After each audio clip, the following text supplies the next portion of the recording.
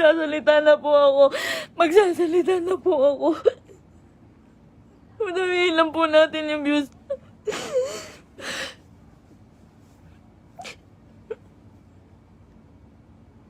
Magsasalita na po ako.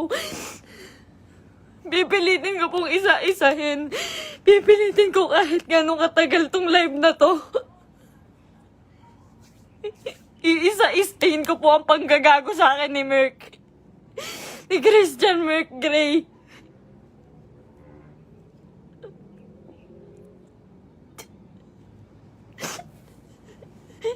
Ginago po ako ng taong yon. Ginamit po ako ni Christian Merc Gray. Lahat po nang nangyayari sa lahat ng video namin, mula umpisa hanggang ngayon, scripted. Lahat po yun sinunod ko dahil mahal ko siya. Dahil gusto ko ibigay yung buhay na gusto niya. Kung magtataka po kayo kung bakit maraming nawawala sa amin sa Team Merpay dahil sa kanya. Dahil po sa ugali ni Merc. Napakademonyo po ng ugali ni Merc. Ginago niya po lahat.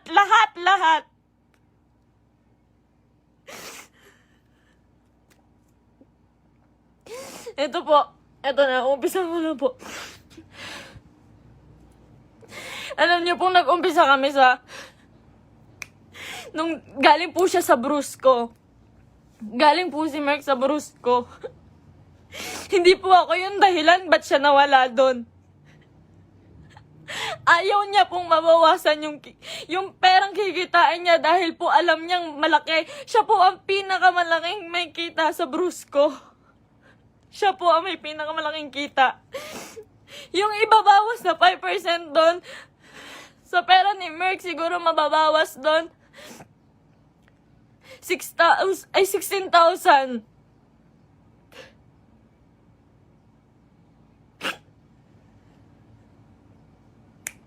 Lahat po ng kaibigan niya, ginamit niya. Hindi ko na po kasi kaya eh.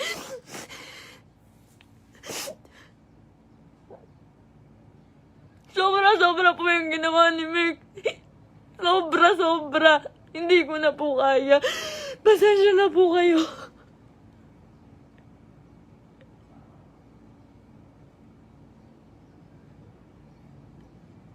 Napakawalang hiyang tao niyan ni Merc. Lahat po ginago niya, pamilya ko. Lahat po ng tao sa paligid niya, ginamit niya po. Scripted po lahat ng nangyayari. Sinusunod ko po siya. Kung makikita niyo po, lahat po ng video namin, puro bastos dahil po yun sa kanya. Ayoko po nun, walang may gusto nun. Kayo na pong bahala kung maniniwala kayo ngayon. Wala pong may gusto nun. Lahat po binigay ko sa taong yun.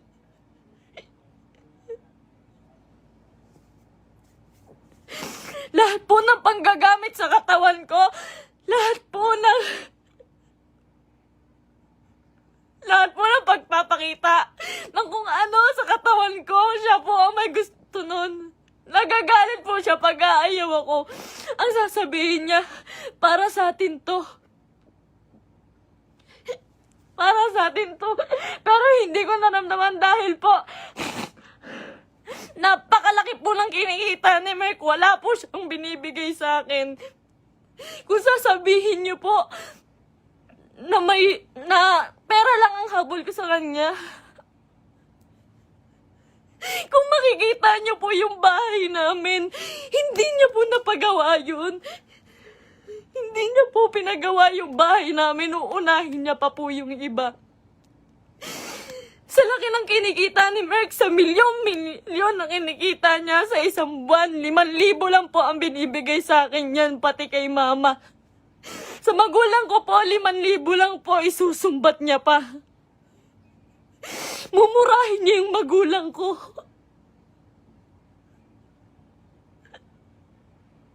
Sasabihin niya, Manang-mana ka sa magulang mo.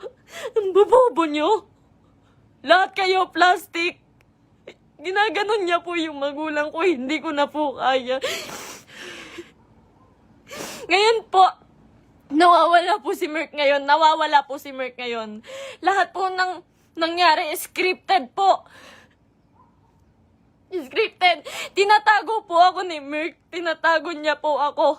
Tinatago niya po ako. Hindi niya po ako pinapalabas. Ayoko na po. Ayoko na talaga. Ayoko na po talaga. Ayoko na po. Ang ginagawa niya lang po. Nandito po ako ngayon kasi nawawala po si Merk. 6 na araw na po siyang nawawala. Kasama niya po yung babae niya. Yun dun po sa... Si Pam doon sa video na bago makaganda.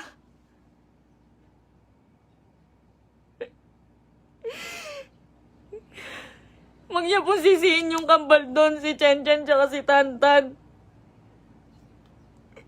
Yung Centeno twins po, hindi, wag niyo po silang sisihin doon. Dahil utos po ni Merk lahat yun. Ako po, hindi ko na po kaya si Merk. Hindi ko na po kaya si Merk. Demonyo na po yung utak niya. Sobrang mukhang pera. Sobrang mukhang pera ni Merk. Lahat ng tao ginagago niya.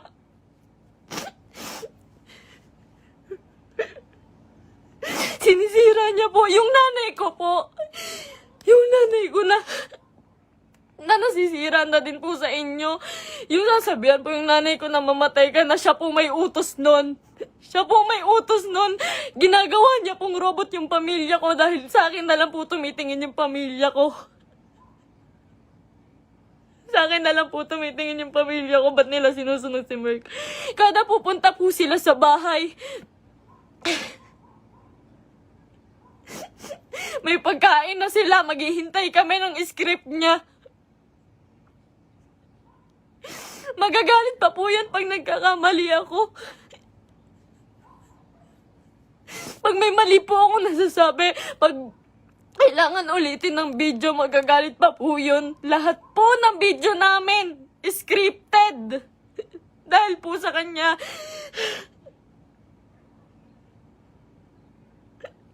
Sobrang abusado. May babae po si Merk ngayon. Yung babae nga, yung Pam po. Grabe, Merk. Pinatulan niya pa. May anak na po yun. May anak na. Sabi niya. Sabi ko nun, Mahal, ano? Baka naman papatulan mo yan. Baka naman totoohanin mo. Ang sabi niya nun, hindi. Kamukha yan ng ex ko. Hindi ako papatol dyan. Ginagago niya yung babae sa akin. Sinisira niya. Sabi niya, tanginang mukha yan. Papatulan ko ba yan? May anak na. Ginaganon niya yung babae. Ngayon, nandun siya. Nang sa Quezon po si Merk. May katibayan po ko. Lahat po. Lahat. Kahit sa chat, kahit yung babae. Nahuli ko po kasi dahil po dun sa post ng babae. Nag-post po yung babae. Nakasama po yung sasakyan namin. Tapos yung cellphone ko po, nagla-login po yun sa Quezon.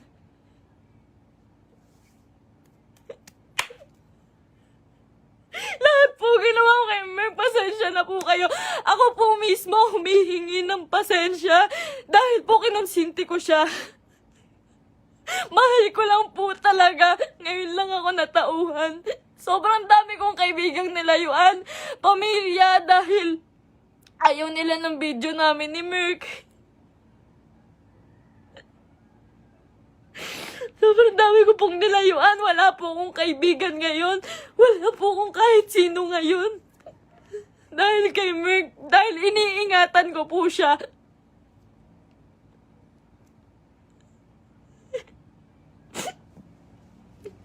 Kaya totoo po yung sinasabi niyo, scripted lahat sa amin.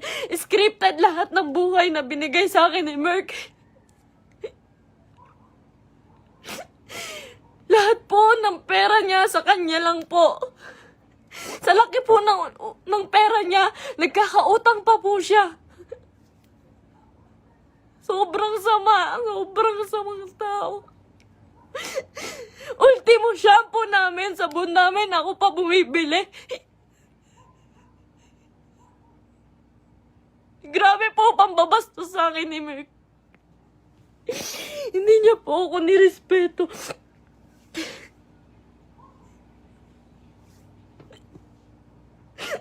Nawalan po ako ng kaibigan dahil sa kanya. Huwag niyo po sisihin lahat po ng taong nakapaligid kay Merk.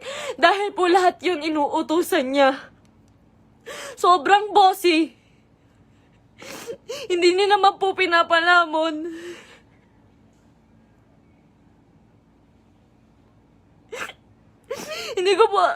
Hindi ko po expect na darating po talaga to. So, ilang beses na rin po ako niloko ni Merk about sa babae.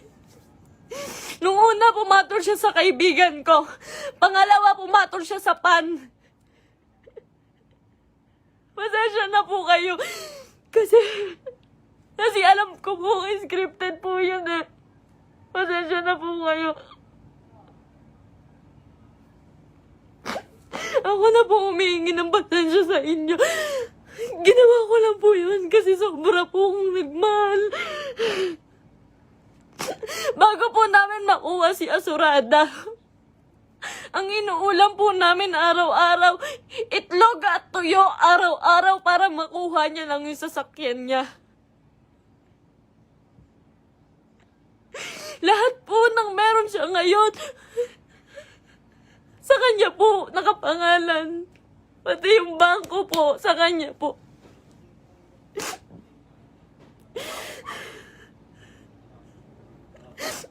Paghihingi po ako sa kanya, hindi po yun magbibigay.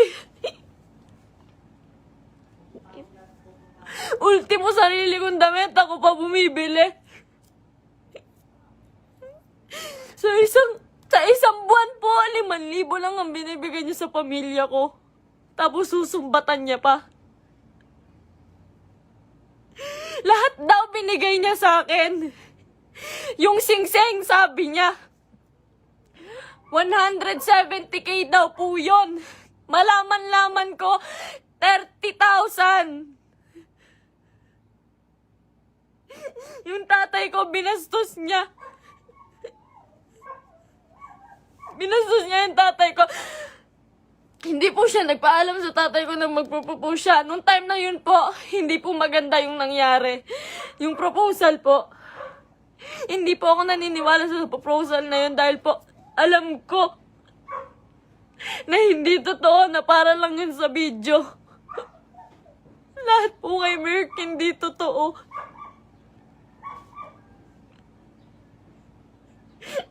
Yung buhay niya, yung pagkatao niya, yung buhay na binigay niya sa akin, hindi po yun totoo.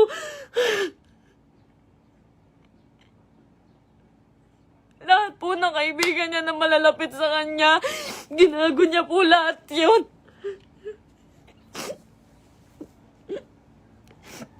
May nakakita po sa kanila dito sa Naik. Flex niya pa po pala yung babae kahit kanino. Pinakilala niya pa kung kani-kanino dito sa Naik. Sa mga taong malapit sa akin. Hindi niya alam.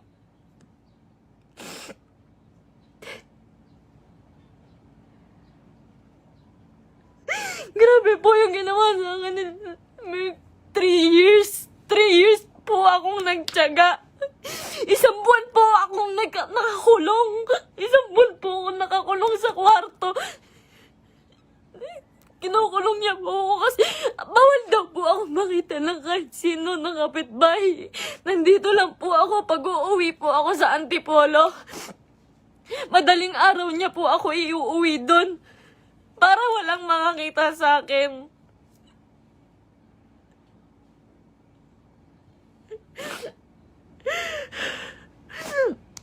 Lahat po ngayon suko na kay Merk. Nung isang araw po, nasa ospital ako. Kasi nagtake po ako ng anxiety. Sobrang depressed na po. Sobrang depressed na po. Hindi niya alam yun. Hindi niya alam na naghahanap ako sa kanya. Kahit saan naghahanap po ako. Naghahanap ko siya eh. Kasi mahal ko po siya eh.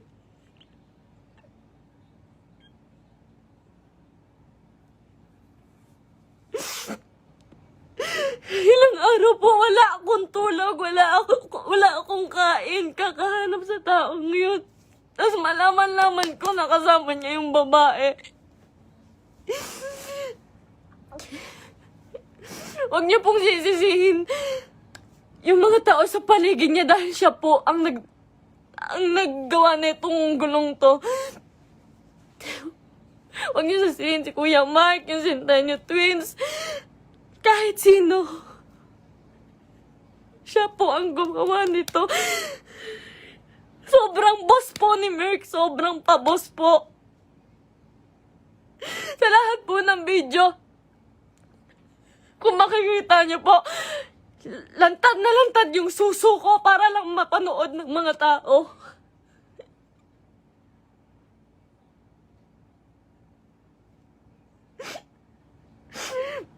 Para lang panoorin niyo, para lang magkapera siya. Lahat po ng taong nawala po sa amin, hindi ko po masisisi.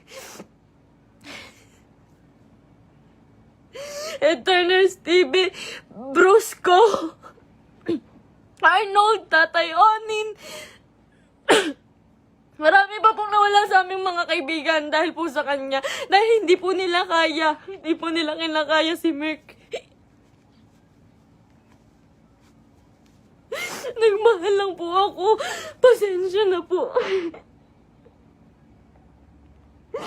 Pag mag-short film po kami, magkamali lang po ako ng unti. Nangina naman mahal, galingan mo naman. Pati po pagkapahulog ko po sa hagdan, hindi po yun totoo. Ang sakit po ng katawan ko nun pagtapos. Ginawa ko yun sa kanya nung nagpakahulog ako sa hagdan.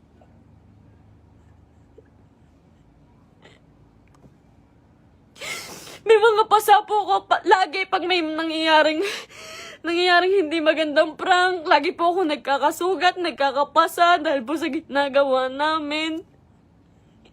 Hindi po ako nanghingi ng kahit piso kay Merk. Hindi po ako nanghingi ng kahit piso kay Merk. Hindi po. Lahat po ng account siya po may hawak. Kinukontrol niya po lahat. Hindi niya po mapagawa yung bahay ko. Sabi niya po sa CR namin, mahal, hindi ako magsi-CR dyan. Hindi po siya nag-CR sa CR namin sa bahay.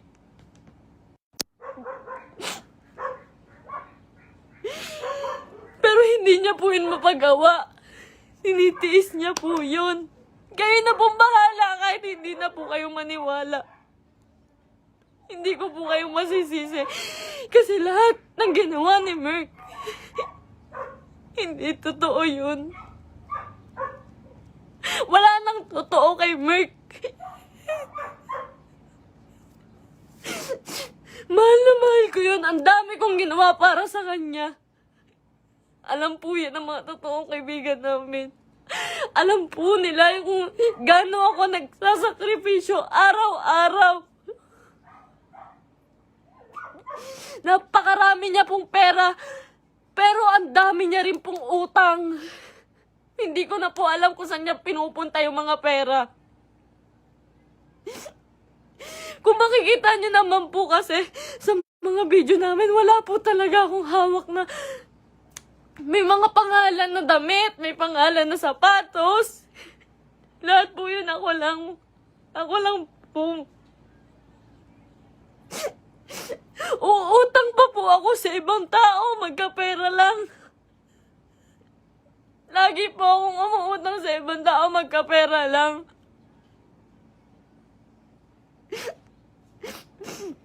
Ayun po, hindi ko na po kaya. Hindi ko na rin po talaga kinaya. Wala pa po akong tulog kain. Na ospital pa po ako. Hindi po ako nagmamakaawa sa inyo. Wag po kayong maaawa sa akin. Gusto ko lang naman po sabihin sa inyo yung totoo. Kasi ayoko na pong may mga taong masaktan. Ayoko na pong... Hindi ko po kasi talaga kaya yung mga bash. Hindi ko po yun kaya.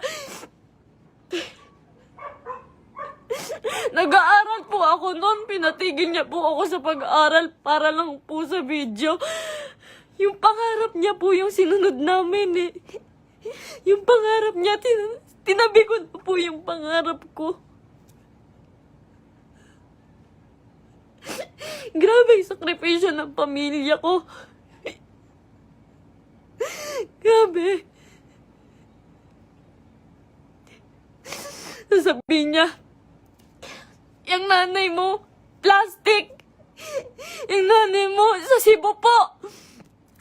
Sa Cebu, hindi siya nahiya. Hindi po siya nagbigay ng kahit ano, na kahit piso lang doon sa tiniran namin. Iniwan niya po ako doon para lang po sa babae. Sabi niya po may sponsor. Iniwan niya po ako sa Cebu. Magkasama po kami doon isang araw po. Ang usapan po, 1 linggo po kami doon. Kasi po pupunta na po kaming Canada. Mas malaki po kasi yung kita sa Canada. Kaya po kami pupunta ng Canada, pero hindi ko na po kaya.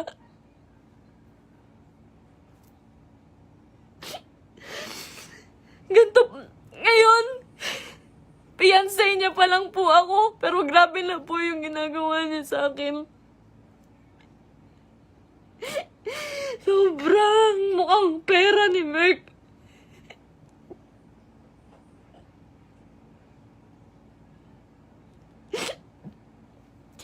Magalit na po kayo sa akin, pero ginawa ko lang po yun kasi mahal ko po yung tao. Pasensya na po. Pasensya na po.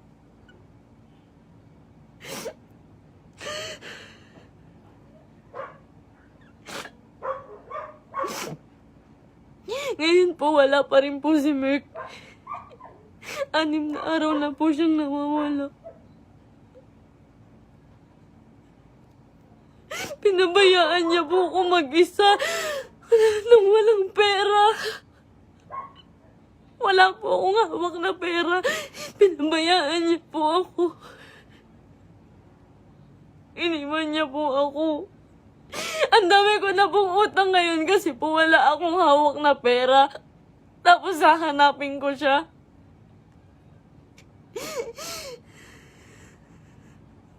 Masakit po kasi lalo eh. Fiancé na po kasi ako eh.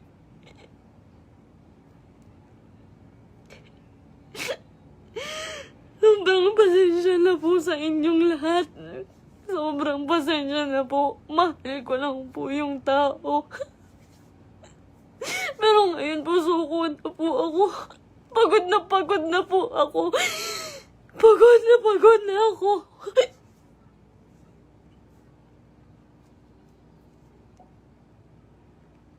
Pasensya na po.